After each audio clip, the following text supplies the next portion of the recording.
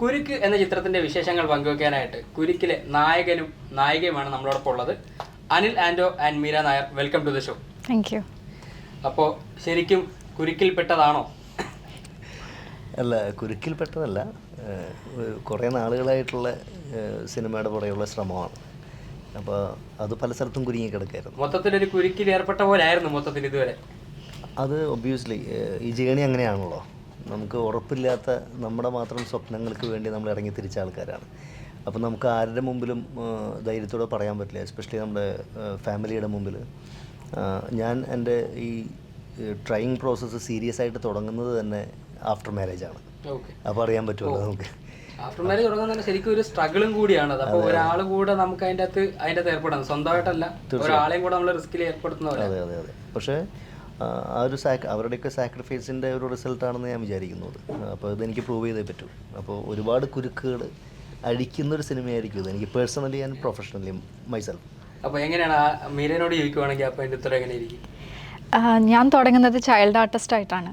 അപ്പോൾ ഞാൻ ആദ്യം സീരിയൽസ് ചെയ്തു വന്നു, പിന്നെ മൂവീസ് ചെയ്തു. എൻ്റെ ഫസ്റ്റ് മൂവി എന്ന് പറയുന്നത് ചിത്രക്കുഴൽ എന്ന് പറയുന്നൊരു ചിൽഡ്രൻസ് ഫിലിമാണ്. അപ്പോൾ അവിടെയൊക്കെ വെച്ച് പരിചയപ്പെട്ടതാണ് ഇതിലെ അസോസിയേറ്റ് സുഹാസേട്ടൻ. പിന്നെ അത് കഴിഞ്ഞിട്ട് ഞാൻ ഹീറോയിനായിട്ട് കുറച്ച് മൂവീസ് ചെയ്തിരുന്നു. അങ്ങനെയാണ് അനൂപേട്ടൻ ഇതിലെ വേറൊരു ചേട്ടനെയൊക്കെ പരിചയപ്പെടുന്നത്. അതുവഴിയാണ് ഞാൻ കുരുക്കിലെത്തുന്നത്. വളരെ കുറച്ച് ദിവസങ്ങൾ മുന്നെയാണ് എന്നെ വിളിക്കുന്നത് ഷൂട്ട് തുടങ്ങുന്നതിന്. കുറച്ചൊരു 1 വീക്ക് ഓർ 5 ഡേയ്സ് ആ ഒരു ടൈമിൽ അങ്ങനെയാണ് ഞാൻ ഈ കുരുക്കിൽപ്പെട്ടത്. അപ്പോൾ ഞാൻ ചോദിക്കട്ടെ, ഈ ചൈൽഡ് ആർട്ടിസ്റ്റായിട്ട് വന്നിട്ട് ഇപ്പോൾ ഹീറോയിനായിട്ടാണ് നിൽക്കുന്നത്. അപ്പോൾ അതിൻ്റെ രണ്ടും നിൽക്കുന്ന തലങ്ങൾ രണ്ടും ഡിഫറൻറ്റാണ്. രണ്ടും ലൈക്ക് ഒരു എക്സ്ട്രീം തലത്തിൽ. ഇപ്പോൾ ചൈൽഡ് ആർട്ടിസ്റ്റ് എന്ന് പറയുമ്പോൾ നമുക്ക് അതിൻ്റെ അകത്ത് ഇപ്പോൾ തെറ്റ് വന്നാലും കാര്യങ്ങളൊന്നും ആരും പറയില്ല, കാരണം കുട്ടികളാണെന്നുള്ളൊരു കൺസിഡറേഷൻ ഉണ്ട്. ഇപ്പോൾ ഹീറോയിനായിട്ട് വരുമ്പോൾ ശരിക്കും അങ്ങനെയല്ല. ആൾക്കാർ എങ്ങനെ നമുക്ക് കീറി മുറിക്കുമെന്ന് പറയാൻ പറ്റത്തില്ല. അപ്പോൾ അതെങ്ങനെയാണ് കാണുന്നത്? ആ ഒരു ചേഞ്ച് എങ്ങനെയായിരുന്നു? ആ പ്രയോഗം എനിക്ക് ഇഷ്ടപ്പെട്ടു. എങ്ങനെ കീറി മുറിക്കും സംഭവിച്ചുകൊണ്ടിരിക്കുന്നത്. കുട്ടികൾ തെറ്റിയാൽ നമ്മൾ ക്ഷമിക്കും, നമ്മൾ മെച്ചുവേർഡാണെങ്കിൽ നമ്മുടെ റെസ്പോൺസിബിലിറ്റി കൂടുതലാണ്.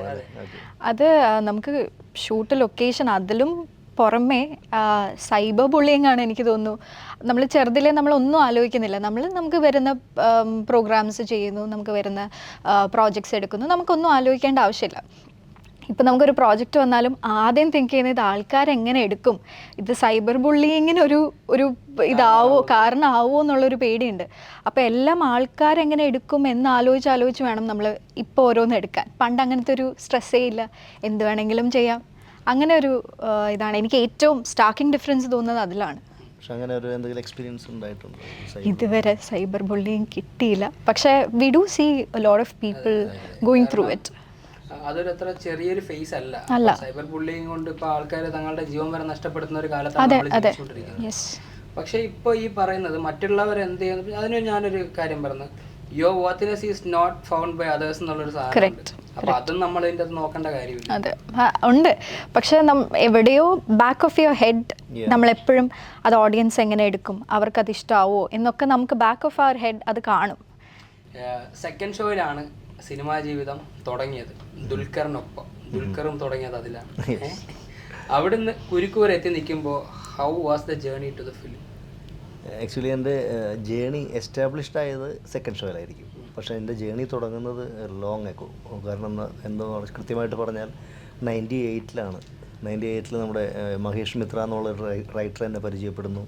IVC സാറിൻ്റെ വെള്ളത്തൂവൽ എന്നുള്ള സിനിമയിലേക്ക് എന്നെ സെലക്ട് ചെയ്യുന്നു, സ്ക്രിപ്റ്റ് തരുന്നു. തൃശ്ശൂർ പേൾ റീജൻസി ഹോട്ടലിൽ 1 വീക്ക് നമ്മൾ ഒരു റിഹേഴ്സൽ ക്യാമ്പൊക്കെ വെക്കുന്നു. പ്രൊജക്റ്റ് ക്യാൻസലാകുന്നു 99. അപ്പോൾ ആക്ച്വലി ഇതൊരു 25th ഇയറാണ് എൻ്റെ തുടങ്ങിയിട്ട്. അപ്പോൾ അതിൻ്റെ ഒരു ഫ്രസ്ട്രേഷൻ വന്നു. നമ്മൾ ഒത്തിരി ഓഡീഷൻസ് അറ്റൻഡ് ചെയ്യുന്നു. ഏറ്റവും എനിക്ക് പിടികിട്ടാത്തൊരു കാര്യം, ഞാൻ അറ്റൻഡ് ചെയ്തിരുന്ന ഏതാണ്ട് എല്ലാ ഓഡീഷനുകളിലും ഒത്തിരി ക്ലാപ്സ് കിട്ടുന്നു, നമ്മളെ സെലക്ട് ചെയ്യുന്നു, പക്ഷേ സിനിമയിൽ ഉണ്ടാവാറില്ല. അപ്പോൾ അങ്ങനെ ഒരു ഫ്രസ്ട്രേറ്റഡ് പീരീഡിലൂടെ കടന്നു പോകുന്നു. നമ്മൾ 2000-ൽ രാവണപ്രഭുവിലാണ് ഞാൻ ആദ്യമായിട്ട് ക്യാമറയ്ക്ക് മുമ്പിൽ നിൽക്കുന്നത്. അതൊരു ജൂനിയർ ആർട്ടിസ്റ്റായിട്ടാണ് കേട്ടോ.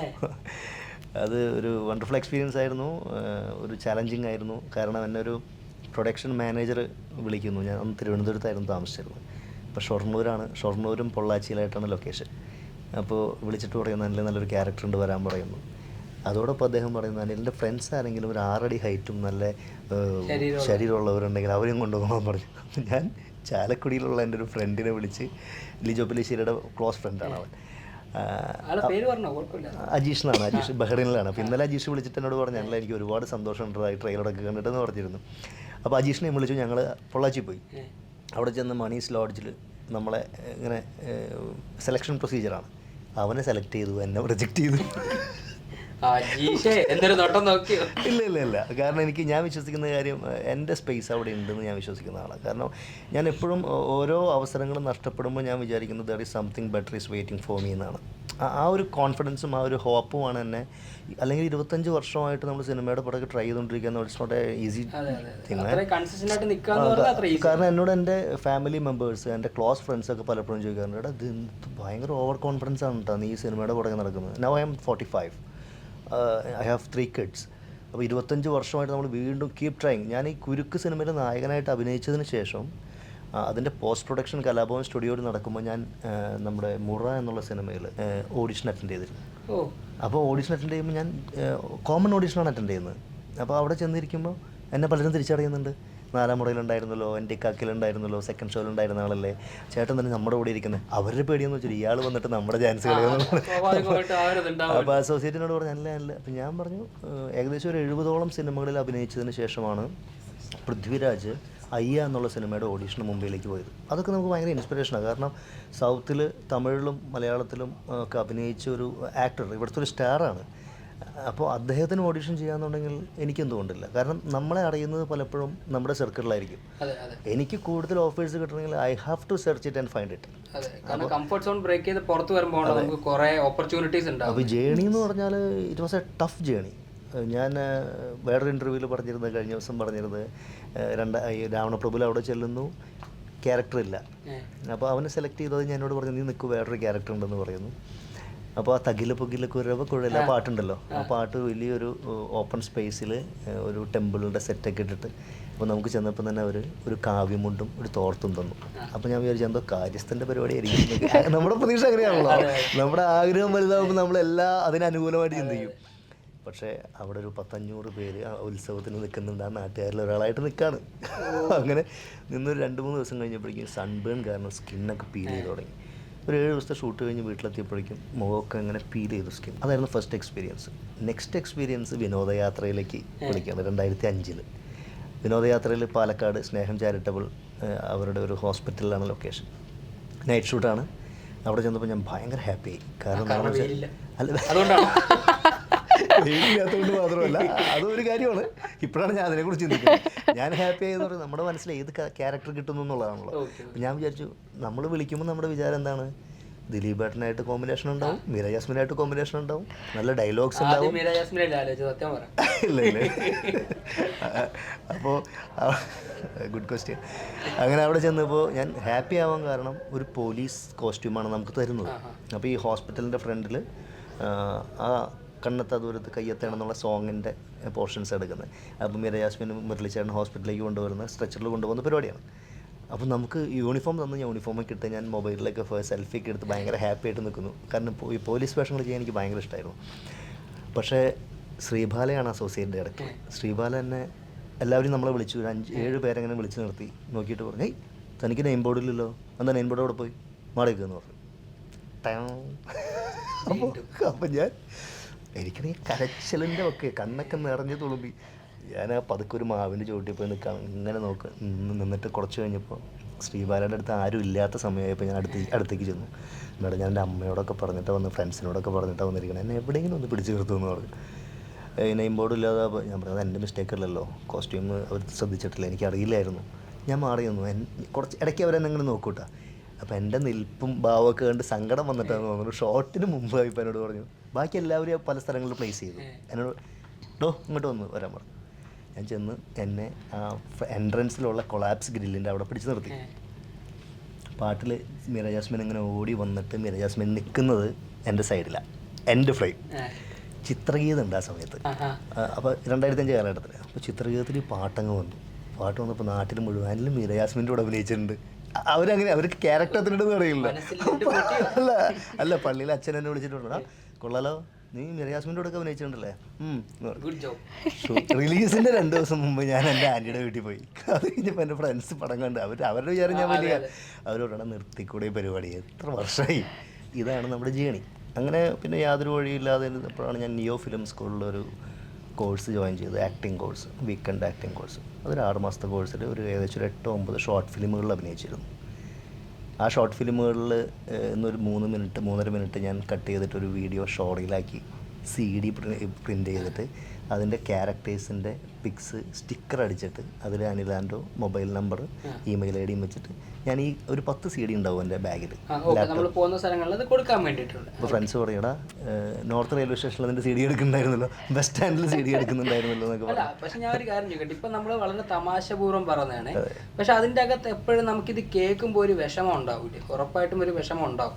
കാരണം നമ്മൾ ഇത്രയും പാഷനേറ്റ് ആയിട്ട് മുമ്പോട്ട് പോയിക്കൊണ്ടിരിക്കുമ്പോഴും ഒരു സപ്പോർട്ട് കിട്ടുന്നില്ല. എനിക്ക് വിഷമം ഉണ്ടായിരുന്നില്ല. കാരണം എന്താണെന്ന് വെച്ചാൽ ഇപ്പോൾ ഞാൻ എന്നെ അറിയുന്ന ഒത്തിരി എൻ്റെ കൂടെ എൻ്റെ ആ ജേണിയിൽ എൻ്റെ കൂടെ ഉണ്ടായിരുന്ന പല സുഹൃത്തുക്കളും എസ്റ്റാബ്ലിഷ്ഡ് ഡയറക്ടേഴ്സാണ്. അപ്പോൾ അവരെന്നെ വിളിക്കുന്നില്ലല്ലോ എന്ന് പറഞ്ഞിട്ട് എനിക്ക് വിഷമിക്കേണ്ട കാര്യമില്ല. കാരണം it is my responsibility to improve my value. ഇപ്പം ഞാൻ അല്ലെങ്കിൽ ഭായി ആണെങ്കിൽ ഒരു ബിസിനസ്സിൽ ഇൻവെസ്റ്റ് ചെയ്യുമ്പോൾ നിങ്ങളുടെ പൈസ തിരിച്ച് കിട്ടാവുന്ന സാധ്യതകൾ നോക്കില്ലേ? അപ്പോൾ എനിക്ക് വാല്യൂ ഉണ്ടെങ്കിൽ പീപ്പിൾ വിൽ കം.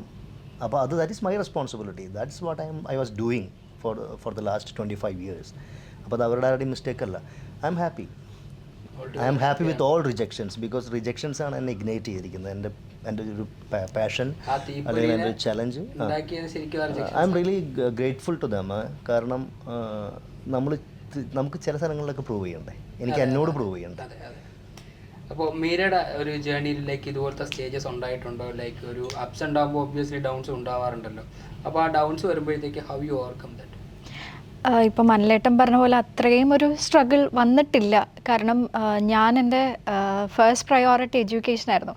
അപ്പോൾ അത് സെറ്റ് ചെയ്യാനും അത് സേഫ് ആക്കാനുമായിട്ട് ഞാൻ കുഞ്ഞിലേ തൊട്ടേ ആക്ട് ചെയ്യുമെങ്കിലും എവറി ടൈം ഞാൻ അത് ചെയ്താലും ഇത് കളയാണ്ട്, എൻ്റെ എഡ്യൂക്കേഷൻ കളയാണ്ട് അതിൻ്റെ കൂടെ കൊണ്ടുപോവാ.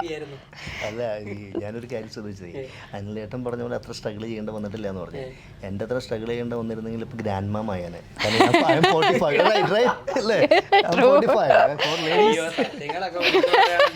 ഫോർ ലേഡീസ് 45 is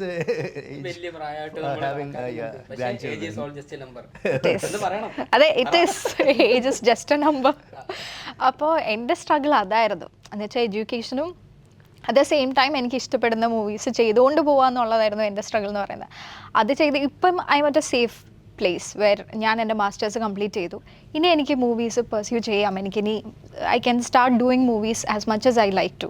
എനിക്കിപ്പോൾ അറ്റൻഡൻസിൻ്റെ പ്രശ്നങ്ങളില്ല അങ്ങനെ. അപ്പോൾ അതായിരുന്നു എൻ്റെ സ്ട്രഗിൾ എന്ന് പറയുന്നത്. എനിക്ക് അല്ലാണ്ട് ഫീൽഡിൽ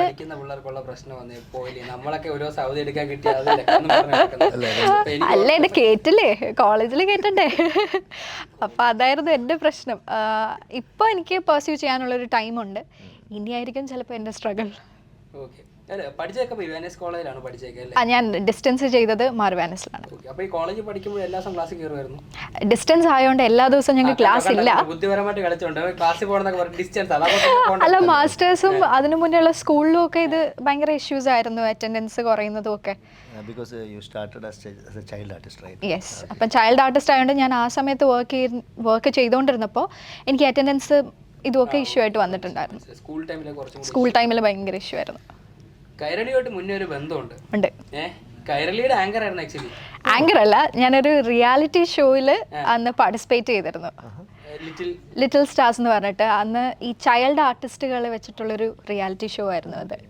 അപ്പോൾ അതിൽ ഞങ്ങളുടെ ടീമാണെന്ന് വിൻ ചെയ്തത്.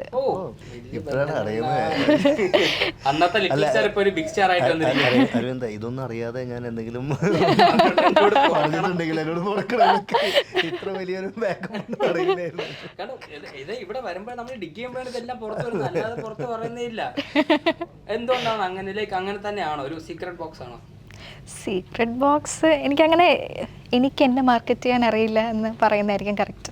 ഇപ്പം ഞങ്ങളുടെ ഡയറക്ടർ അഭിജിത്തേട്ടൻ പറയും, നമ്മളെ മാർക്കറ്റ് ചെയ്യാൻ നമ്മളേ ഉള്ളൂ.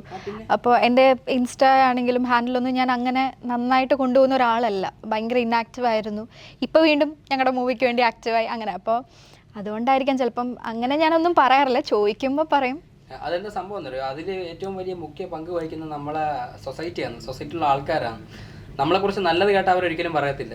പറയണമെന്നുണ്ടെങ്കിൽ മോശം കാര്യങ്ങൾ ഇട്ട് കഴിഞ്ഞാൽ അത് വെച്ചു. പിന്നെ പക്ഷെ നല്ല ഫോളോവേഴ്സ് ഉണ്ടല്ലോ അല്ലേ? അത് നേരത്തെ ഉണ്ടായിരുന്നതാണ്. അല്ലേട്ടാ ഇതൊക്കെ അങ്ങനെയാണോ ആ ഒരു ടോണിൽ എനിക്ക് അല്ലേട്ടാ ഹോട്ടലിലേട്ടാ സത്യം എന്താണെന്നറിയോ, ഇപ്പൊ നമ്മളൊക്കെ എന്ത് ചെയ്തിട്ട് ഇട്ട് കഴിഞ്ഞാലുണ്ടല്ലോ, ഇപ്പൊ ഇവന്റെ ഒക്കെ വീഡിയോ കണ്ടില്ലെങ്കിൽ പിന്നെ ഭയങ്കര വിഷമം തന്നെ. അതേസമയം പെൺകൊച്ചിന് ഒരു പെൺകുട്ടി ഇടുമ്പോ അതിന് വ്യത്യാസമുണ്ട്, അത് കാണാൻ ആൾക്കാരുണ്ടെന്നുള്ളതാണ് എന്റെ സത്യാവസ്ഥ. അല്ലേ? ആണോ? അല്ലേ? ആണോ? അതിനെ കുറിച്ച് എന്താണ് പറയാനുള്ളത്? ഞാൻ പ്രതീക്ഷിച്ചുള്ളൂ എന്നെ അതിലേക്ക് വലിക്കുന്നു. അല്ല, ഒബ്വിയസ്ലി അത് കാരണം എന്ന് വെച്ചാൽ ഒരു അട്രാക്ഷൻ എലമെന്റ് ഉണ്ട്, തീർച്ചയായിട്ടും ഉണ്ട്. പിന്നെ അവർ കുറച്ചും കൂടെ ബ്യൂട്ടിഫുൾ ആണ്, അവർ നമ്മളെക്കാൾ കുറച്ചും കൂടെ നന്നായിട്ട് മേക്ക് ഓവർ ചെയ്യും. അട്രാക്ഷൻ എലമെന്റ് ആർക്കാ ഡിസൈഡ് ചെയ്യുന്ന ആരാ? മെയിൽ ഡിസൈഡ് ചെയ്യുന്നവരാണ്. എന്നുവെച്ചാൽ മെയിൽ അല്ലെങ്കിൽ ആ ഒരു പോപ്പുലേഷൻ ആണ് കൂടുതൽ ഫീമെയിൽസിനെ ഫോളോ ചെയ്യുന്നത്. സോ അല്ല, എനിക്ക് തോന്നുന്നത് അതിൻ്റെ പുറകിൽ വേറൊരു ഫിലോസഫി എനിക്ക് തോന്നുന്നത്, നമ്മൾ എക്സ്പ്രസ് ചെയ്യും കൂടുതലായിട്ട്. ഇവർക്കത് നമ്മുടെ സൊസൈറ്റി അതുകൊണ്ടല്ല, അതും ഒരു മെയിൽ ഡോമിനേഷൻ്റെ ഭാഗമാണ്. കാരണം നമുക്കതിനുള്ള സ്വാതന്ത്ര്യമുണ്ട്. അവർക്ക് പല ഫീലിങ്സും എക്സ്പ്രസ് ചെയ്യാൻ പറ്റാത്ത ഒരു സോഷ്യൽ സിസ്റ്റം ഉണ്ട്, അതുകൊണ്ടായിരിക്കും. നമുക്ക് എന്നാ പിന്നെ ഇനി കുറച്ച് ഒരു ഇൻട്രസ്റ്റിംഗ് ആയിട്ടുള്ള ഒരു ടാസ്കിലോട്ട് പോയാലോ? എൻ്റെ ദൈവമേ, ചെറിയ ടാസ്കിലോട്ട് പോവാം. ഫസ്റ്റ് ടാസ്ക് ഇപ്പോൾ സിനിമ ഇറങ്ങി നിൽക്കുകയാണ്. ഇപ്പോൾ സിനിമ എല്ലാവരും കാണണ്ടേ. ഇപ്പോൾ അനിലേട്ടനാണെങ്കിലും അത്യാവശ്യം എല്ലാ സെലിബ്രിറ്റീസിനോടും ഒരുവിധപ്പെട്ട എല്ലാ ആൾക്കാരോടും അഭിനയിച്ച് വന്ന ഒരാളാണ്. ഇപ്പം മീരയാണെങ്കിലും അത്യാവശ്യം ലൈക്ക് ഓൾറെഡി സിനിമയിൽ ഉണ്ടായിരുന്ന ഒരാളാണ്. പെട്ടെന്ന് ഇപ്പോൾ ഒരു സെലിബ്രിറ്റി ഫ്രണ്ടിനെ വിളിച്ചിട്ട് ഈ സിനിമ തിയേറ്ററിൽ പോയി കാണണമെന്ന് പറയാൻ പറഞ്ഞാൽ ആരായിരിക്കും വിളിക്കാൻ പോകുന്നത്? ആളെ വിളിക്കണം കേട്ടോ. എനിക്കാരുമില്ല. ആരുമില്ല. ടു ബി ഫ്രാങ്ക് എനിക്കറിയാം, എല്ലാവരും പലരും എന്നെ അറിയും. പക്ഷേ എനിക്കങ്ങനെ വിളിച്ച് ഞാൻ അങ്ങനെ ഒരു കണക്ഷൻ മെയിൻറ്റെയിൻ ചെയ്തിട്ടില്ല. മെയിൻറ്റെയിൻ ചെയ്യാൻ പറ്റിയിട്ടില്ല. കാരണം ഞാൻ ഇമ്മാനുവലിന് ശേഷം ഞാനൊരു ഗ്യാപ്പ് എടുത്തു കഴിഞ്ഞിട്ട് തിരിച്ചു വന്ന് ആണ് ആർ ജെ മഡോണ ചെയ്തത്. ആർ ജെ മഡോണയിലെ ഒരു ആൻറ്റഗോണിസ്റ്റ് സൈക്കോ വിൻസെൻ്റ് ഫെല്ലിനി എന്നുള്ള ക്യാരക്ടറിനാണ് എനിക്ക് ഇസ്താംബുൾ ഫിലിം അവാർഡ്സ് കിട്ടിയത്, ബെസ്റ്റ് ആക്ടർ കിട്ടിയത്. അപ്പോൾ ഞാൻ അഭിനയിച്ചുകൊണ്ടിരുന്നത് എൻ്റെ കാക്കയ്ക്ക് പ്രേമുണ്ടായിരുന്നുള്ള സിനിമയിൽ. അപ്പോൾ ആ സിനിമയുടെ പ്രൊഡ്യൂസർ രാജേഷ് ഏട്ടനാണ്. അദ്ദേഹം അന്ന് UK യിലായിരുന്നു. പക്ഷേ അദ്ദേഹം എന്നെ വിളിച്ച് അപ്രീഷിയേറ്റ് ചെയ്യുകയും കൺഗ്രാജുലേഷൻസ് എന്ന് പറഞ്ഞ് എനിക്കൊരു പോസ്റ്റർ ഇടുകയും ചെയ്തു. അറ്റ് ദ സെയിം ടൈം അതിൽ ഞാനൊരു 7-8 സീനുള്ള ക്യാരക്ടർ മാത്രമേ ചെയ്തിട്ടുള്ളൂ. അപ്പോൾ അദ്ദേഹം അത് ഐ സ്റ്റിൽ വാല്യൂ ദാറ്റ്, ആളുടെ ഒരു സ്നേഹവും നമ്മുടെ പ്രോത്സാഹനം. പക്ഷേ അറ്റ് ദ സെയിം ടൈം ഞാൻ നായകനായിട്ട് അഭിനയിച്ച ഒരു സിനിമ അപ്പോൾ പോസ്റ്റ് പ്രൊഡക്ഷൻ കഴിഞ്ഞ് നിൽക്കുന്നുണ്ടായിരുന്നു. അപ്പോൾ അവിടെ നിന്ന് നമുക്ക് അങ്ങനെ ഒരു അപ്രിസിയേഷൻ ഒന്നും കിട്ടിയിരുന്നില്ല.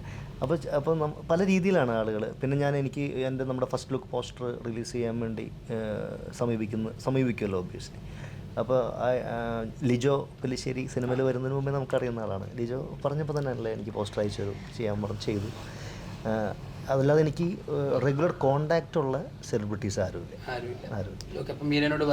സെയിം തന്നെ, എനിക്ക് റെഗുലർ കോണ്ടാക്റ്റ് വെച്ചേക്കുന്ന സെലിബ്രിറ്റീസ് ആരുമില്ല. പക്ഷേ I have A lot of friends. They are very supportive, വളരെ ഗുഡ് പീപ്പിളാണ്. നമ്മുടെ നല്ല കാര്യങ്ങൾ അല്ലെങ്കിൽ നല്ല വർക്ക്സ് ഒക്കെ കാണുമ്പോൾ അപ്രിഷ്യേറ്റ് ചെയ്യുന്ന ആൾക്കാരാണ്. പക്ഷേ വിളിച്ചങ്ങനെ പറയാൻ എനിക്ക് തോന്നുന്നു പക്ഷേ നമ്മളത് മെയിൻറ്റെയിൻ ചെയ്യാത്തതുകൊണ്ടായിരിക്കും എനിക്ക് തോന്നുന്നത്. Good and they are watching, നമ്മുടെ ഗ്രോത്ത് അവർ വാച്ച് ചെയ്യുന്നുണ്ടാവാം. ഇപ്പോൾ ഞാൻ സെക്കൻഡ് ഷോ മുതൽ പല സിനിമകളിലും ഈ പറയുന്ന പോലെ പല ലീഡിങ് ആക്ടേഴ്സിൻ്റെ കൂടെ അഭിനയിച്ചിട്ടുണ്ട്. അവരൊക്കെ അറിയുന്നുണ്ട്. ഇപ്പം ഞാൻ ഈ ലുക്മാൻ ഒക്കെ നമ്മൾ ഒരുമിച്ച് ഒത്തിരി ഓഡീഷനുകൾക്ക് പോയിട്ടുള്ളതാണ്. ലുക്മാൻ്റെ ദായവും 12 എന്നുള്ള ആദ്യത്തെ സിനിമ ലൊക്കേഷനിൽ നമ്മൾ പോയിട്ടുള്ളതാണ്. അന്ന് മുതലേ നല്ല സൗഹൃദമുണ്ട്. സിജു വിൽസൺ, സുധി കോപ്പയൊക്കെ ഞങ്ങൾ ഓഡീഷൻ മേറ്റ്സ് ആയിരുന്നു. സിജു വിൽസനൊക്കെ ഞാൻ സിനിമകൾ കണ്ടു കഴിയുമ്പോൾ 19-ാം നൂറ്റാണ്ട് കണ്ടിട്ട് എൻ്റെ മകൻ ഭയങ്കര എക്സൈറ്റഡ് ആയി. അപ്പോഴാണ് മോൻ ചോദിച്ചു, മോനന്ന് 8 വയസ്സേ ഉള്ളൂ, അപ്പോൾ ഇതാരാ ഈ ആക്ടർ, ഇങ്ങനൊരു ആക്ടർ ഉണ്ടോ, ഈസ് ഗുഡ് എന്ന് പറഞ്ഞു. അപ്പോൾ ഞാൻ അപ്പോൾ തന്നെ സിജുവിനൊരു വോയിസ് മെസ്സേജ് അയച്ചു. അപ്പോൾ സിജു താങ്ക്സ് ക്രിസ് എന്ന് പറഞ്ഞിട്ട് തിരിച്ച് മെസ്സേജ് അയച്ചു. അങ്ങനെയൊക്കെ ഉണ്ട്. പക്ഷെ നമ്മളിപ്പോൾ വിളിച്ചെടുക്കാൻ സംസാരിക്കാൻ പറ്റാവുന്ന രീതിയിലുള്ളൊരു അടുപ്പമൊന്നും ആരുമായിട്ട് മെയിൻറ്റെയിൻ ചെയ്തിട്ടില്ല. അപ്പോൾ ഇതിൻ്റെ അകത്ത് നിങ്ങൾക്ക് രണ്ടു പേർക്കുള്ള ഒരു പ്രത്യേകത എന്താണെന്ന് വെച്ച് കഴിഞ്ഞാൽ പല ആൾക്കാർക്കും നിങ്ങളറിയാം. പക്ഷേ നമ്മളിപ്പോൾ ചിലപ്പോൾ ആ സ്പെസിഫിക് ക്യാരക്ടർ പറയുമ്പോഴായിരിക്കും അയ്യോ അത് ഇവരായിരുന്നല്ലേ എന്ന് ചോദിക്കുന്നത്. ഇപ്പോൾ പറയാനാണെന്നുണ്ടെങ്കിൽ Fahadh one of the leading, അതായത് ഇപ്പോൾ എല്ലാ ലാംഗ്വേജിലും ലീഡ് ചെയ്തുകൊണ്ടിരിക്കുന്ന ഒരു ആക്ടറാണ്. ആ ആക്ടറിൻ്റെ മുഖത്ത് നോക്കിയിട്ട് FCU-K എന്ന് പറഞ്ഞൊരു വ്യക്തിയാണ് ഇരിക്കുന്നത്. അതെ അതെ. അല്ല, Fahadh was very nice. Because ഞാൻ ഫഹദിൻ്റെ കൂടെ ഇമ്മാനുവലൊക്കെ ചെയ്ത് കഴിഞ്ഞിട്ട് പിന്നെ ആമേനാണ് അവർ ഷൂട്ടിംഗ് നടന്നുകൊണ്ടിരുന്നത് പടം. അപ്പോൾ ഞാൻ ആമേൻ്റെ ലൊക്കേഷനിൽ ഫഹദിനെ കാണാൻ പോയിരുന്നു. അപ്പോൾ ഐ നെവർ എക്സ്പെക്റ്റഡ്. ഇപ്പോൾ ചെമ്പൻ വിനോദൊക്കെ ഞങ്ങൾ വർഷങ്ങൾ മുമ്പേ പരിചയമുള്ള ആളാണ്, സിനിമയിലൊക്കെ വരുന്നതിന് മുമ്പേ പരിചയമുണ്ട്, അടുപ്പുള്ള ആളാണ്. അപ്പോൾ ഞാൻ ലൊക്കേഷനിലേക്ക് ചെല്ലുമ്പോൾ അവരുടെ ആ ക്ലൈമാക്സിൻ്റെ ഷൂട്ടിംഗ് നടക്കുകയായിരുന്നു. ആ പള്ളിക്കകത്ത് ഇങ്ങനെ ലിജോ ഒരു ബെഞ്ചിൽ ഇങ്ങനെ ഭയങ്കര ടെൻഷനായിട്ടിരിക്കണം. അപ്പോൾ പുറത്തിങ്ങനെ ആ ബാൻഡ് വാദ്യം കോമ്പറ്റീഷൻ കഴിഞ്ഞിട്ട് ആ ഷോട്ട് കഴിഞ്ഞ് വന്നിരിക്കുന്നത്. അപ്പോൾ ഞാൻ ലിജോയുടെ അടുത്ത് നോക്കി, ലിജോ ടെൻഷൻ, നല്ല ടെൻഷനുള്ളതാണെന്ന് പറഞ്ഞു. അപ്പോൾ ഞാൻ ലിജോയോട് പറഞ്ഞത്, ലിജോ എനിക്ക് ഈ ആംബിയൻസ് കണ്ടിട്ട് എനിക്കൊരു ഇൻഡ്യൂഷൻ തോന്നുന്നു ഈ പടം സൂപ്പർ ഹിറ്റാവും. സൂപ്പർ ഹിറ്റാവുക മാത്രമല്ല, എനിക്കതിൻ്റെ കഥ അറിയില്ല, ഒന്നും അറിയില്ല, പക്ഷേ എനിക്ക് അവിടെ ചെന്നപ്പോഴുള്ള ഫീലാണ് നമ്മൾ സൂപ്പർ ഹിറ്റ് ആവുക മാത്രമല്ല അത് റിപ്പീറ്റ് ഓഡിയൻസ് കിട്ടാൻ സാധ്യതയുണ്ട് എന്ന് പറഞ്ഞു. അവർ ലിജോ എന്നിട്ട് തുടങ്ങാൻ നിൻ്റെ നാക്ക് പൊന്നാവട്ടെ എന്ന് പറഞ്ഞു. അപ്പോൾ ഫഹദ് പുറത്തുനിന്ന് കയറി വരാം. അപ്പോൾ അത്ര ടെൻഷനുള്ളൊരു ക്ലൈമാക്സ് പോർഷൻസ് എടുത്തുകൊണ്ടിരിക്കുന്നതിൻ്റെ ഇടയിൽ നിന്ന് വരുന്നതാണ്. പക്ഷേ ഫഹദ് അകലിൽ നിന്ന് കണ്ടപ്പോൾ തന്നെ ഹായ് അൻഡോ എന്ന് പറഞ്ഞ് വിഷ് ചെയ്തു, ഒന്ന് ഹഗ് ചെയ്യുന്നു. അങ്ങനെ ഒരു വളരെ വാമായിട്ടുള്ളൊരു ബിഹേവിയറാണ് നമ്മുടെ അടുത്ത് ഫഹദൊക്കെ കാണിക്കുന്നത്. അപ്പോൾ ഇപ്പോൾ ഈ അരവിന്ദ് പറഞ്ഞതുപോലെ അവരും നമ്മളെ വാച്ച് ചെയ്യുന്നുണ്ടാവാം, അല്ലെങ്കിൽ നമ്മുടെ സിനിമകൾ ഇപ്പോൾ ട്രെയിലറൊക്കെ ഒബ്വിയസ്ലി പൃഥ്വിരാജാണ് റിലീസ് ചെയ്തത്, അപ്പോൾ അതൊക്കെ ശ്രദ്ധിക്കുന്നുണ്ടാവും. പക്ഷെ അവരും തമ്മിലുള്ള ഡിഫറൻസ് ഉണ്ട് കുറച്ച്. കാരണം അത് എൻ്റെ മിസ്റ്റേക്കാണ്. ഞാൻ ആ ഇമ്മാനുവൽ കഴിഞ്ഞിട്ട് ഞാൻ പുറകോട്ട് പോയി, അവരൊരുപാട് മുമ്പോട്ടും പോയി. അപ്പോൾ എനിക്ക് ആ ഗ്യാപ്പിന് ഫില്ല് ചെയ്യേണ്ടത് എൻ്റെ ഒരു റെസ്പോൺസിബിലിറ്റിയാണ്. ഇപ്പോൾ മീരയുടെ കാര്യം പറയുകയാണെന്നുണ്ടെങ്കിൽ രതിനിർവേദം കാണാത്ത ആൾക്കാരുണ്ടാവില്ല. അതെ, കാണാറുണ്ടല്ലേ? അല്ലല്ല, ഞാൻ കണ്ടിട്ടില്ല. കാരണം അത് കാണാത്തെന്ന് വെച്ചാൽ ഞാൻ അങ്ങനെ എല്ലാ സിനിമകളും കാണുന്ന ആളല്ല.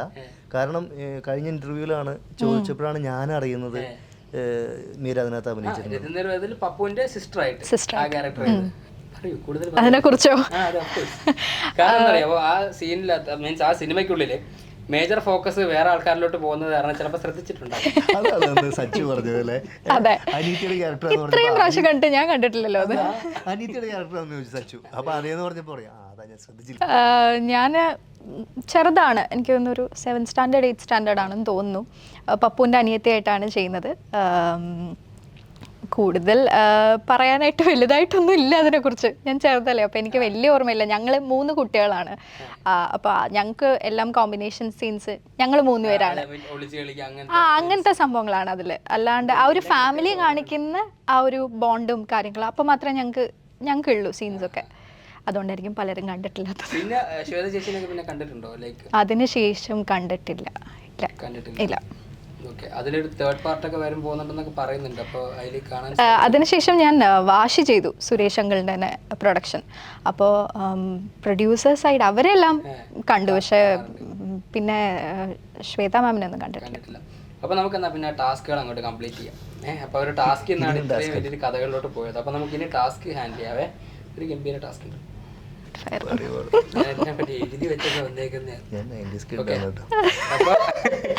ആദ്യം അല്ലേട്ട, പിന്നെ ഞാൻ രണ്ടുപേർക്ക് അവസരമുണ്ട്. അപ്പോൾ ഫസ്റ്റ് നമുക്കൊരു പനിലേട്ടൻ അത്യാവശ്യം നന്നായിട്ട് ന്യൂസിലൻഡ് ഒക്കെ ഉണ്ടായിരുന്നതാണ്. അപ്പോൾ ഇംഗ്ലീഷ് നന്നായിട്ട് സംസാരിക്കാൻ പറ്റുന്ന ഒരു വ്യക്തിയും കൂടാണ്. അപ്പോൾ ഓവർസീസ് ജീവിക്കുന്ന പല മലയാളികൾക്കും ഇംഗ്ലീഷ് ഒന്നും അങ്ങനെ സംസാരിക്കാന്ന് അറിയില്ല. ഹാർഡ്ലി അവര് പിടിച്ചു നിൽക്കുന്നേ. അപ്പോൾ ഞാനൊരു വാക്ക് പറയാം, അപ്പോൾ അതിനെ പ്രൊനൗൺസ് ചെയ്താൽ മാത്രം മതി, പറഞ്ഞാൽ മാത്രം മതി. ശശി തരൂർ സാറിന്റെ ആളാണോ? അതെ. ഫ്ലോക്സിനോസിനി ഹിലിപ്പിലിഫിക്കേഷൻ. അല്ല, അത് സൗണ്ടി പറഞ്ഞെങ്കിൽ കേൾക്കോളൂ. ഫ്ലോക്സിനോസിനി ഹിലിപ്പിലിഫിക്കേഷൻ. ഒന്നുകൂടി ഒരു 3 പ്രാവശ്യം പറയണം. ഒരു വട്ടം ഇതൊക്കെ പറയാൻ പറ്റത്തുള്ളൂ അല്ലേ? അതെന്താ പ്രശ്നം പറയാം, ഞാൻ 3 വട്ടം പറഞ്ഞു, ഒരു വട്ടം ലിറ്ററേച്ചറല്ലായിരുന്നേ? അല്ല, ഞാൻ കമ്മ്യൂണിക്കേറ്റീവ് ഇംഗ്ലീഷ് എടുക്കാനാണ് പോയത്. പിന്നെ അവിടെ നിന്ന് ക്വിറ്റ് ചെയ്തിട്ട് സൈക്കോളജിക്ക് പോയത്. അപ്പൊ ഒരു ചെറിയ ചായ ഉണ്ട്. അപ്പൊ എന്തായാലും അവിടെ നടക്കും. ഇപ്പൊ മനസ്സിൽ പറഞ്ഞോണ്ടിരിക്കും. ഇല്ല ഇത് അങ്ങനെയല്ലേ? ആ കറക്റ്റ് ആണ്. അവിടെ കണ്ടോ, സെറ്റ് ആണേ. ഓക്കെ, അപ്പൊ ഞാനും പറയണം. ആദ്യം അല്ലട്ട് പിന്നെ ഒന്നുകൂടെ റിപ്പീറ്റ് ചെയ്യോ? ഫ്ലോക്സിനോസിനി ഹിലിപ്പിലിഫിക്കേഷൻ. ഫ്ലോക്സിനോക്സിനി ഹിലിപ്പിലിഫിക്കേഷൻ. നിങ്ങളെല്ലാം ഭയങ്കര ഗംഭീരമാണല്ലോ. ഞാൻ ഇത് പഠിക്കാൻ ഒരു ദിവസം കൊടുത്തു. നിങ്ങളുടെ കണ്ടിട്ട് പറഞ്ഞിട്ട് ഇതായിരുന്നല്ലേ, ഇതൊക്കെ തപ്പിട്ടായിരുന്നു. എന്തെങ്കിലുമൊക്കെ പണിയായിരുന്നല്ലോ. പൊതുവെ എല്ലാവർക്കും കൂടെ പരാതി ഉണ്ട്. എന്താ സംഭവം അറിയോ, ഈ ഇന്റർവ്യൂ എടുക്കാൻ പോകുന്ന ആള് വരുന്ന ആൾക്കാരെ കുറിച്ച് പഠിക്കാതെയാണ് ഇന്റർവ്യൂ എടുക്കുന്നുണ്ടല്ലോ. അപ്പം നമുക്ക് ആ ഒരു ഇത് വരാൻ പാടില്ലല്ലോ. കാരണം അത് ദാറ്റ്സ് ആക്ച്വലി ഒരു ഇൻസൾട്ടാണ്. നമ്മൾ ഒന്നും അറിയാത്ത ഒരാളോട് എന്ത് സംസാരിക്കാൻ അത് ഭയങ്കര ബുദ്ധിമുട്ടാണ്. അപ്പോൾ നമുക്ക് ഇനി കുറച്ച് ടങ് ട്വിസ്റ്ററിൽ പിടിക്കാം. ഓക്കെ, അപ്പോൾ ആദ്യം മീര. അപ്പോൾ മനസ്സിലാകാത്തത് മനസ്സിലായി എന്ന് പറഞ്ഞാൽ മനസ്സിലായത് കൂടി മനസ്സിലാവാതാവും. മനസ്സിലായോ? മനസ്സിലാവാത്തത് മനസ്സിലായി എന്ന് പറഞ്ഞാൽ മനസ്സിലായതും കൂടെ മനസ്സിലാവാതാവും. മനസ്സിലായോ? അതൊരു 3 വട്ടം. ഞാൻ പോയിക്കോട്ടെ. ഇനി അരല്ലേട്ടൻ പറഞ്ഞാൽ പോരെ. ഇല്ല, കണ്ടിന്യൂ. നമ്മൾ ടങ് ട്വിസ്റ്റേഴ്സ് പറയുമ്പോൾ എപ്പോഴും ഒരു കണ്ടിന്യൂസ് വേണം. മനസ്സിലാവാത്തത് മനസ്സിലായി എന്ന് പറഞ്ഞാൽ മനസ്സിലായതും കൂടെ മനസ്സിലാവാതെ പോവും. മനസ്സിലായോ? മനസ്സിലാവാത്തത് മനസ്സിലായി എന്ന് പറഞ്ഞാൽ മനസ്സിലായതും കൂടെ മനസ്സിലാവാതെ പോവും. മനസ്സിലായോ? മനസ്സിലാവാത്തത് മനസ്സിലായി എന്ന് പറഞ്ഞാൽ മനസ്സിലായത് കൂടെ മനസ്സിലാവാതെ പോവും. മനസ്സിലായോ? മനസ്സിലായി. എനിക്കെല്ലാം മനസ്സിലായി. കുട്ടിക്ക് ഇന്റർവ്യൂവിന് പണി പോകട്ടെ, ഇന്റർവ്യൂവറുടെ പണി പോകും. അടുത്ത പോസ്റ്റിലേക്ക് സത്യം. ഞാൻ ചെറുതിലെ ഡബിങ് ആർട്ടിസ്റ്റും കൂടെ ആയിരുന്നേ. കണ്ടോ കണ്ടോ ഞാൻ പറഞ്ഞത് ഇതെല്ലാം ഓരോ ടൈം കഴിയുമ്പോഴേ പുറത്ത് വരത്തുള്ളൂ. ആന്തരികപ്പ് തുറക്കണ നമ്മള് സത്യം പറഞ്ഞ ഈ കുരുക്ക് ഇപ്പൊ അയക്കാൻ കുറെ സമയം എനിക്ക് തോന്നുന്നുണ്ട്. കാര്യം എന്റെ ഫ്രണ്ട്സ് അത് പറയാറുണ്ട്. മനസ്സിലാവാത്തത് മനസ്സിലാവോ? അത് പറയണോ? അത് പറയാൻ പറ്റുമെങ്കിൽ ബെറ്റർ. അത് പറ്റും. അതന്നെ, മനസ്സിലാവാത്തത് മനസ്സിലായി എന്ന് പറഞ്ഞാൽ മനസ്സിലായത് കൂടി മനസ്സിലാവാതാവും. മനസ്സിലായോ? മതി, കണ്ടോ? പറയണ്ട. അടുത്ത് ഇതിപ്പോ ഞാനാണ് ശരിക്കും പെട്ടത് ഇതിന്റെ അകത്ത്. കുട്ടൻ കുപ്പി തപ്പി തട്ടാൻ തട്ടി കുപ്പി. കുട്ടൻ കുപ്പി തപ്പി തട്ടാൻ കുപ്പി തട്ടി. തട്ടി കുപ്പി തട്ടാൻ തട്ടി തട്ടി കുപ്പി. ആ, അത് കുട്ടൻ കുപ്പി തട്ടി തട്ടാൻ തട്ടി കുപ്പി. അങ്ങനെയല്ലേ? ഞാൻ ഒന്നുകൂടെ പറഞ്ഞേ. കുട്ടൻ കുപ്പി തപ്പി. ആ, Okay. തപ്പിയോ? തട്ടാൻ തട്ടി കുപ്പി. കുട്ടൻ കുപ്പി തപ്പി തട്ടാൻ തട്ടി കുപ്പി അല്ലേ? അതന്നെ, അതൊരു 3 വട്ടം. കുട്ടൻ കുപ്പി തപ്പി തട്ടാൻ തട്ടി കുപ്പി. കുട്ടൻ കുപ്പി തപ്പി തട്ടാൻ തപ്പി കുപ്പി. തപ്പി തട്ടാൻ തപ്പിയോ? തട്ടാൻ തട്ടി കുപ്പി. Okay okay okay. വേണോ? വേണം വേണം, ഉറപ്പായിട്ടും. ഞാനാ ഡബിങ് ആർട്ടിസ്റ്റ് ആണെന്ന് പറഞ്ഞതൊന്ന് കട്ട് ചെയ്ത് കളഞ്ഞേക്കൂ. ഇല്ല, ഒരിക്കലും ഇല്ല. കുട്ടൻ കുപ്പി തപ്പി തട്ടാൻ തട്ടി കുപ്പി. കുട്ടൻ കുപ്പി തപ്പി തട്ടാൻ തട്ടി കുപ്പി. കുട്ടൻ കുപ്പി തപ്പി തട്ടാൻ തട്ടി കുപ്പി. ഓ, ഇത് മറ്റേ അക്ഷരമാല എഴുതി പഠിച്ചു വന്നതിന്റെ ഗുണമാണല്ലേ ഇത്? ആയിരിക്കണം. അയ്യോ, വൈകാതെ ട്രൈ ചെയ്യണം കേട്ടോ. ഇല്ലെങ്കിൽ പാടാണ്. അടുത്ത്, ആശാരി ചിപ്പ് ചെയ്ത 6 ചിപ്സ് വെറും ചിപ്സ് മാത്രമായിരുന്നു. ആശാരി ചിപ്പ് ചെയ്ത് 6 ചിപ്സ് വെറും ചിപ്സ് മാത്രമായിരുന്നു. ആശാരി ചിപ്പ് ചെയ്ത 6 ചിപ്സ് വെറും ചിപ്സ് മാത്രമായിരുന്നു. ആശാരി ചിപ്പ് ചെയ്ത 6 ചിപ്സും വെറും ചിപ്സ് മാത്രമായിരുന്നു. പറയണോ? ചിപ്സ്. കഴിക്കാൻ ആശാരി ചിപ്പ് ചെയ്ത 6 ചിപ്സ് വെറും ചിപ്പ് മാത്രമായിരുന്നു. ചിപ്സ് മാത്രമായിരുന്നു. ചിപ്സ് മാത്രമേ. ആശാരി ചിപ്പ് ചെയ്ത 6 ചിപ്സ് വെറും ചിപ്സ് മാത്രമായിരുന്നു അല്ലേ? അതെ. ആശാരി ചിപ്പ് ചെയ്ത 6 ചിപ്സും വെറും ചിപ്സ് മാത്രമായിരുന്നു. ഓ, നിങ്ങൾ ഈ കാര്യത്തിലൊക്കെ ഭയങ്കര പിള്ളേരല്ലേ? അയ്യോ, ഇതിന്റെ അകത്ത് അല്ല, നമുക്കൊരു കാര്യം ചെയ്യാതെ ആളെ ഒരു പ്രാവശ്യം ജയിപ്പിക്കണ്ടേ? അതെ. ആണോ? ഓക്കെ, അപ്പോൾ വീണ്ടും നമുക്ക് ക്രൈം ത്രില്ലറിലോട്ട് തന്നെ വരും. എപ്പോഴെങ്കിലും ലൈഫിൽ ഒരു ക്രൈം സീനിൽ പോയിട്ടുണ്ടോ, അല്ലെങ്കിൽ അങ്ങനെ എന്തെങ്കിലും ഒരു സീനിൽ അകപ്പെട്ടിട്ടുണ്ടോ, അല്ലെങ്കിൽ എപ്പോഴെങ്കിലും കേസ് ഉണ്ടായിട്ടുണ്ടോ എന്നുള്ളതല്ല, ആ ഒരു സീനിൽ എപ്പോഴെങ്കിലും എത്തിപ്പെട്ടിട്ടുണ്ടോ, നേർക്കാഴ്ചയിൽ കണ്ടിട്ടുണ്ടോ എന്നുള്ളതായിരിക്കും. അപ്പോൾ ഞാൻ കണ്ടിട്ടുണ്ടോ എന്നുള്ളതാണോ എൻ്റെ പേഴ്സണൽ എക്സ്പീരിയൻസ് ഉണ്ടായിട്ടുണ്ടോ? പേഴ്സണൽ എക്സ്പീരിയൻസ് ഉണ്ടായിട്ടുണ്ട്. അത് ക്രൈം അല്ല, പക്ഷെ അതൊരു ക്രൈമിലേക്ക് ലീഡ് ചെയ്യുന്നൊരു സംഭവം ഉണ്ടായിട്ടുണ്ട്. അതും പോലീസ്, നമ്മുടെ മനസ്സിൽ കിടക്കുന്ന ഈ പോലീസ് കഥാപാത്രങ്ങളും അതുമായിട്ട് ബന്ധപ്പെട്ടാണ്. പണ്ട് നമ്മുടെ മലയാറ്റൂർക്കൊക്കെ ഇങ്ങനെ തീർത്ഥാടനം പോകുമായിരുന്നു. അപ്പോൾ ഞങ്ങളൊരു ജീപ്പിൽ ഞങ്ങളുടെ നാട്ടിലെ സുഹൃത്തുക്കൾ കാരൂർ യൂത്ത് എന്ന് പറഞ്ഞ്, കാരൂർ എന്നാണ് എൻ്റെ സ്ഥലം, കാരൂർ യൂത്ത്, നമ്മൾ വളരെ ആക്റ്റീവായിരുന്നു. അപ്പോൾ ഈ മഞ്ഞുമൽ ബോയ്സ് ഇറങ്ങിയപ്പോൾ തന്നെ നമ്മുടെ യൂത്തിലുള്ള പയ്യന്മാർ പണ്ട് നമ്മൾ കൊടൈക്കനാലിലേക്ക് ട്രിപ്പ് പോയ വലിയൊരു കാട്ടിലിങ്ങനെ കിടക്കുന്ന ഒരു മരത്തിൽ ഞങ്ങളെല്ലാവരും നിൽക്കുന്ന ഒരു ഫോട്ടോ ഒക്കെ എടുത്തിട്ട് പോസ്റ്റ് ചെയ്തിരുന്നു. ഞങ്ങൾ ഈ മലയാറ്റൂർക്ക് പോകുന്ന സമയത്ത് ജീപ്പിൻ്റെ പുറകിൽ ഒരു 10-11 പേരുണ്ട് ജീപ്പിൽ. അപ്പോൾ തൊട്ട് പുറകിലൊരു മെറ്റഡോർ ടെമ്പോയിലൊക്കെ വന്ന്, ഇപ്പോഴല്ല കേട്ടോ, ഒരു 20 years ബാക്കാണ്. അപ്പോൾ മെറ്റഡോർ വാനിൽ ടെമ്പോയിൽ നിറയെ ആൾക്കാരാണ്. അതിൻ്റെ മുകളിൽ ക്യാബിൻ്റെ മുകളിൽ എടുത്തിരിക്കുന്നു. അപ്പോൾ ഇങ്ങനെ വണ്ടികൾ വളരെ ട്രാഫിക് ഭയങ്കര കൺജസ്റ്റഡ് ആണല്ലോ. അപ്പോൾ ഞാനിങ്ങനെ പുറകിലിരിക്കുമ്പോൾ ആ ടെമ്പോയിലിരിക്കുന്നവൻ എന്തോ ഡയലോഗ് അടിച്ചു. അപ്പോൾ ഞാൻ ചുമ്മാ പറഞ്ഞു, ഞാൻ യൂണിഫോമിലാവാതിരുന്നത് എൻ്റെ ഭാഗ്യം, യൂണിഫോമിലായി ഇന്ന് ശരിയാക്കിയാണെന്ന് പറഞ്ഞു. ഇത്രേ പറഞ്ഞോളൂ കേട്ടോ. പിന്നെ എനിക്കൊന്നും അല്ല, ഇത് കഴിഞ്ഞ് വണ്ടി അവിടെ എത്തി, വണ്ടിയൊക്കെ പാർക്ക് ചെയ്ത് കഴിഞ്ഞിട്ട് നമ്മളെല്ലാവരും മല കയറാൻ വേണ്ടി പോകുമല്ലോ. മല കയറാൻ പോകുന്ന സമയത്ത് ഇവർ ഒരു ടെമ്പോയിൽ ഒരു 10-30 പേരൊക്കെ ഉണ്ട്. മല കയറാൻ പോകുന്ന സമയത്ത് യുവമാരിങ്ങനെ അടുത്തേക്ക് വന്നു. അപ്പോൾ എനിക്ക് മനസ്സിലായി അന്തരീക്ഷം പശകാറാണ്. ഞാൻ നോക്കുമ്പോൾ നമ്മളുടെ 11 പേരിൽ ഞങ്ങൾ 3-4 പേരേ ഉള്ളൂ, ബാക്കി എല്ലാവരും കുറച്ച് അകലെയാണ്. അപ്പോൾ ഇവൻ വന്നിട്ട് എന്നോട് ചോദിച്ചു, നീ എന്താ പറഞ്ഞത് നേരത്തെ ചോദിച്ചു. അപ്പോൾ എനിക്ക് മനസ്സിലായി സംഭവം പ്രശ്നമായത്. അപ്പോൾ ഞാൻ അവരോട് പറഞ്ഞു, അളിയോ അപ്പോൾ ഇവൻ്റെ കൂടെ കുറച്ച് പ്രായമുള്ളൊരു ചേട്ടനുണ്ട്, ഇവനെ ഏകദേശം ഒരു 20-22 വയസ്സൊക്കെ തോന്നുള്ളൂ. അപ്പോൾ ചേട്ടനോട് പറഞ്ഞു, ചേട്ടാ നമ്മളൊക്കെ പയ്യന്മാരല്ലേ, ചുമ്മാ ഒരു ഡയലോഗ് പറഞ്ഞാൽ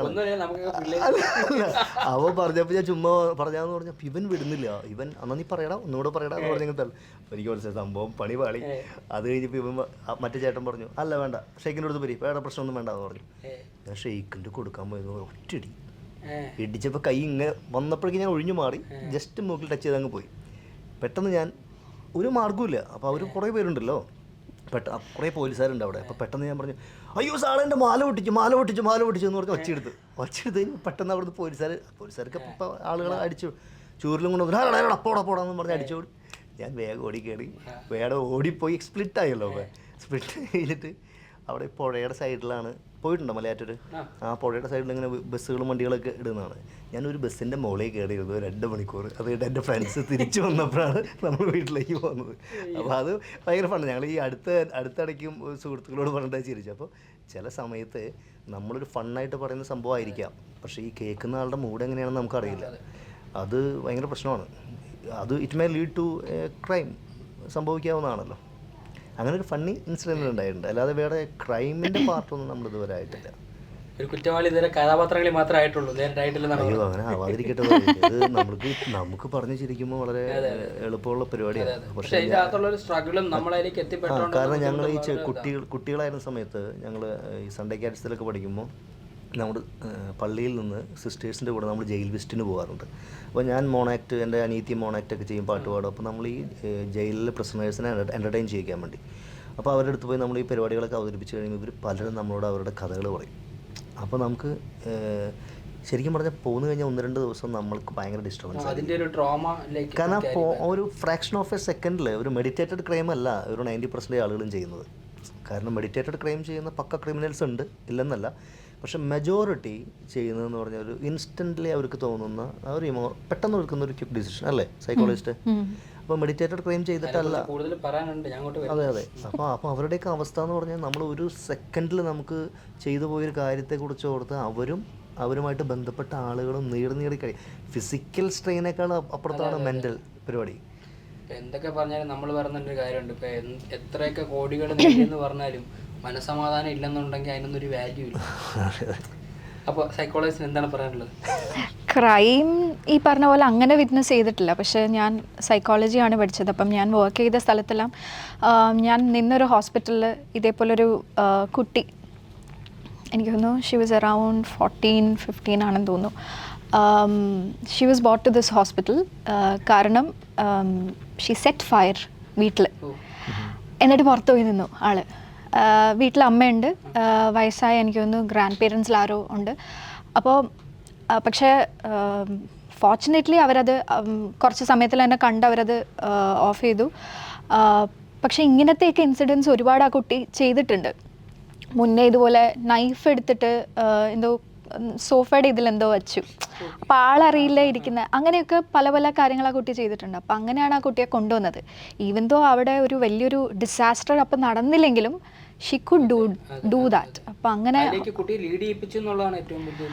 അത് പേഴ്സണാലിറ്റിയിലുള്ള ഇഷ്യൂസും കാര്യങ്ങളും ഒക്കെ ആയിരിക്കാം. പിന്നെ ഈ പറഞ്ഞ പോലെ പേഴ്സണാലിറ്റി ഇഷ്യൂസ് ഒന്നും അല്ലാണ്ട് ചെയ്തു പോയ ചില ഇൻസ്റ്റിങ്ക്റ്റായിട്ട് ചെയ്തു പോയ കുറച്ച് കാര്യങ്ങൾ വെച്ചിട്ട് ജയിലിൽ ആയിട്ടുള്ള ആൾക്കാരുണ്ട്.